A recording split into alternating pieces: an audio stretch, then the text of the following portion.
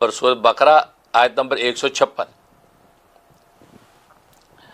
ان اعوذ باللہ من الشیطان الرجیم قالوا انا للہ و انا الیہ راجعون،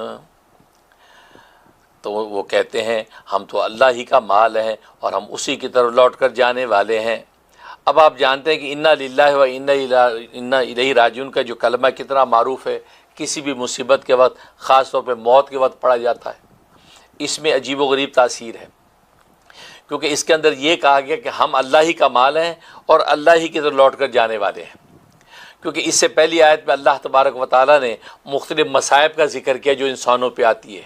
کہ فقر ہے، کہ خوف ہے، کہ دیگر جو مصائب ہیں، سارے مصائب ذکر کیے، اور اس کے بعد کا وہ بشیر صابرین، صبر کرنے والوں کے لیے بشارتیں ہیں۔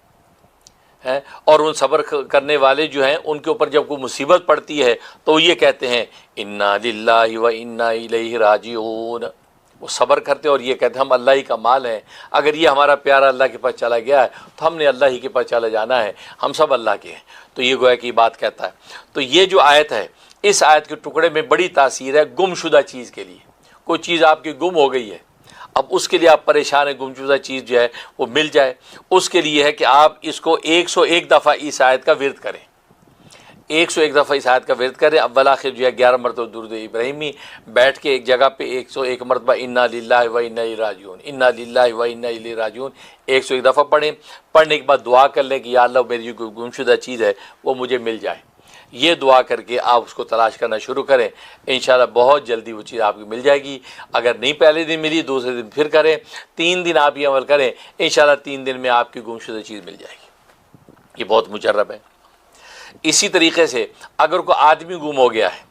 اب آدمی گم ہو گیا ہے تو اب اس کے لیے کیا کریں؟ اس کا بھی یہ طریقہ ہے کہ آپ اس آدمی کے نام کے عدد نکال لیں۔ اس آدمی کا نام مثلا علی ہے، علی ہے، محمد علی ہے، تو علی کے 110 بنتے ہیں، محمد کے 92 بنتے ہیں۔ 110 اور 92 کو جمع کر لیں، ٹوٹل کتنا بنا؟ اتنی تعداد میں آپ جس کا ورد کریں، روزانہ اس کا ورد کریں، اول آخر 3 مرتبہ درود ابراہیمی پڑھیں، اور پڑھ کے جو گمشدہ جو بھی ہے، بچہ گم ہو گیا ہے، بھائی بہن گم ہو گیا ہے، یا ماں باپ میں سے کوئی اغوا اور گم ہو گیا ہے، تو جب اس کی دعائیں کرتے رہیں، 21 دن پابندی سے کریں، انشاءاللہ اس کا سراغ مل جائے گا کہ وہ آدمی کہاں ہے، انشاءاللہ اس کی خیر پتہ چل جائے گی۔ تو گمشدہ چیز ہو یا گمشدہ کوئی انسان ہو، اس کے تلاش کرنے میں اس آیت کو زبردست تاثیر ہے، انشاءاللہ وہ چیز مل جاتی ہے۔ اور اگر وہ چیز بالفر خدا نخواستہ نہیں ملی تو اس سے اعلیٰ اور عمدہ چیز اللہ تبارک و تعالیٰ آپ کو عطا کر دیتے ہیں۔ تو اس آیت کے اندر یہ تاثیر ہے۔ اس کے بعد چوتھی آیت جو ہے، چوتھی آیت سورہ بقرہ آیت نمبر 165، اعوذ باللہ من الشیطان الرجیم ومن الناس من يتخذ من دون اللہ اندادا یحبونہم کحب اللہ والذین آمنوا اشد حبا للہ ولو یری الذین ظلموا اذ یرون العذاب ان القوة للہ جميعا وان اللہ شدید العذاب۔ اور بعض لوگ وہ ہیں جو بناتے ہیں اللہ کے برابر اوروں کو دوست، ان کی محبت ایسی رکھتے ہیں جیسی محبت اللہ کی، اور ایمان والوں کو اس سے زیادہ تر ہے محبت اللہ کی۔ اور اگر دیکھ لیں یہ ظالم اس وقت کو جب کہ دیکھیں گے عذاب، کہ قوت ساری اللہ ہی کے لیے ہے، اور یہ کہ اللہ کا عذاب سخت ہے۔ یہ گویا کہ اللہ نے اس آیت میں عنوان بیان کیا ہے۔ اب اس آیت کی زبردست تاثیریں ہیں۔ یہ آیت جو کسی کو مہربان کرنے کے لیے زبردست ہے،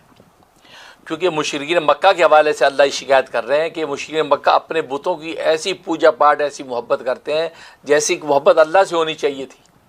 لیکن یہ ظالم شرک کر کے اس جو ہے وہ معبود باطل کی محبت میں ایسے سرگرداں ہیں۔ لیکن فرمایا کہ ایمان والے، ان کی محبت کا عالم یہ ہے کہ وہ اللہ تعالیٰ سے محبت ایسی کرتے ہیں کہ ایسی محبت کوئی دوسرا نہیں کر سکتا۔ سب سے زیادہ محبت ایمان والوں کو اللہ سے ہے، کہ یہ عنوان ذکر کیا، اور پھر بتایا کہ ظالم دنیا کے اندر تو یہ حرکتیں کر رہے ہیں، لیکن یہ کل روز قیامت میں عذاب الہی کا نظارہ دیکھیں گے تو تب پتہ چلے گا یہ ساری قوت تو اللہ کی ہے۔ یہ بت جن کی پوجا ہم کر رہے تھے، 360 بت ہم نے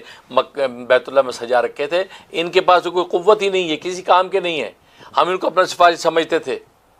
آج جو بہت سے یہ وہ ہندو مت، مثلا ہندو مت کے اندر یہ مورتیاں پوجا پاٹ کی جا رہی ہیں اور سمجھتے اس میں بڑی قوت تاثیر ہے، فرمایا کچھ نہیں، یہ سب اس وقت پتہ چلے گا کہ ان القوت للہ جمیع، ساری طاقت تو اللہ کی ہے، یہاں تو اللہ کی چلتی ہے، یہاں آخرت کے میدان میں کسی کی نہیں، کچھ یہ نہیں،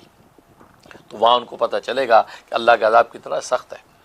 تو یہ آیت اب اس کو جو ہے کسی کو مہربان کرنے کے لیے زبردست تاثیر ہے۔ مثلا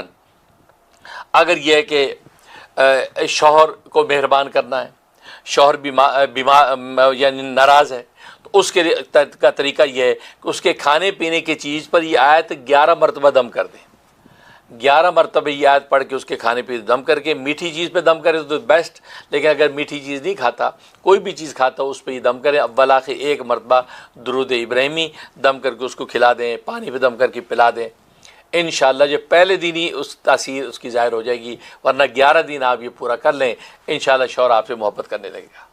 یا اسی طرح سے بیوی ناراض ہے، وہ محبت نہیں کرتی، تو شوہر اس کے لیے دم کر سکتا ہے۔ تو کوئی بھی شخص جو ناراض ہے، جس کو مہربان کرنا مطلوب ہے، اس کے لیے پڑھ کے آپ دم کریں گے تو زبردست تاثیر ہے۔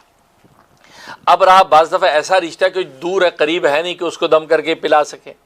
اس کا طریقہ یہ ہے کہ یہی آیت 41 مرتبہ پڑھیں، 41 ٹائم پڑھیں، پڑھ کے جو ہے وہ اس کی اگر کوئی تصویر ہے تو اس کی تصویر کو پر 3 دفعہ پھونک دیں، یا تصور میں اس کو پر دم کریں، اور کوئی چیز اپنے پاس رکھیں، چینی اگر تو بیسٹ ہے، چینی یا شکر اس کے اوپر دم کریں، اور چینی اور شکر جو ہے وہ کسی ایسی جگہ پھینک دیں جہاں چونٹیاں کھائیں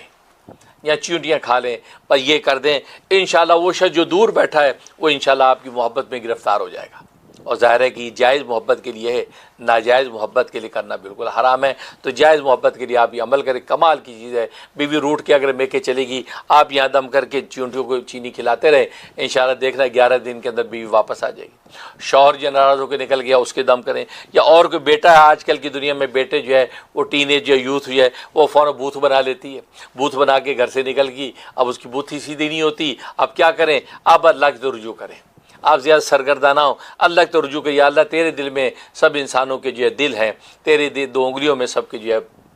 جو دل ہیں، آپ اس کو گھسیٹ کے میرے پاس لے آئیے۔ آپ یہ پڑھنا شروع کر دیں اور اس کے اوپر دم کریں، تصور میں یا تصویر پہ، اور چینی پہ دم کر کے چونٹیوں کو ڈالتے رہیں، آپ دیکھیں تماشا، انشاءاللہ وہ لونڈا کیسے جو ہے آپ کی محبت میں گرفتار ہو کے واپس گھر آئے گا۔ قالوا انا للہ و انا الیہ راجعون، تو وہ کہتے ہیں ہم تو اللہ ہی کا مال ہیں اور ہم اسی کی طرف لوٹ کر جانے والے ہیں۔ وَمِنَ النَّاسِ مَن يَتَّخِذُ مِن دُونِ اللَّهِ أَندَادًا يُحِبُّونَهُم كَحُبِّ اللَّهِ وَالَّذِينَ آمَنُوا أَشَدُّ حُبًّا لِلَّهِ وَلَوْ يَرَى الَّذِينَ ظَلَمُوا إِذْ يَرَوْنَ الْعَذَابَ أَنَّ الْقُوَّةَ لِلَّهِ جَمِيعًا وَأَنَّ اللَّهَ شَدِيدُ الْعَذَابِ۔ اور بعض لوگ وہ ہیں جو بناتے ہیں اللہ کے برابر اوروں کو دوست، ان کی محبت ایسی رکھتے ہیں جیسی محبت اللہ کی، اور ایمان والوں کو اس سے زیادہ تر ہے محبت اللہ کی۔ اور اگر دیکھ لیں یہ ظالم اس وقت کو جب کہ دیکھیں گے عذاب، کہ قوت ساری اللہ ہی کے لیے ہے، اور یہ کہ اللہ کا عذاب سخت ہے۔